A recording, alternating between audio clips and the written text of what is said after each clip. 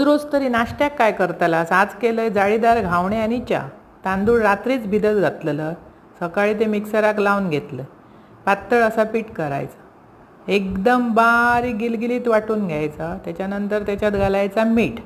जास्त घन करायचे नाही म्हणजे जाड होतं. याक भिडा तापत ठेवले अगोदर, त्याका कांद्यान तेल लावून घेतले आणि असे पातळ घालून घेतले. जाळीदार घावणे येतात. ह्याच्याबरोबर चहा, एकदम भारी नाश्ता. उन्हाळो भरपूर असा, त्यामुळे ते तिखट पोहे बिहे केलास करतो सगळा, पण ते गळ्याकडे येतं. तो हे साधो आणि सोपो नाश्ता एकदम भारी लागतं. दुपारी जेवणाक पण आज घावणेच, आणि आज खावचो वार असा ना, त्यामुळे घावणे आणि त्याच्याबरोबर काय तर दुपारचं ठरवतलो. भरपूर कितीही खाऊक शकतास. आम्ही रसाबरोबर पण करतो, पण हे नाश्त्याक एक दरमाळा भरून चहा घेतलास की 5-6 घावणे खाल्लास की दुपारपर्यंत अजिबात भूक लागायची नाही. असे घावणे करा, खावा. आवडतले तुमका, आणि आवडल्यास पटकन माझा चॅनल सबस्क्राईब.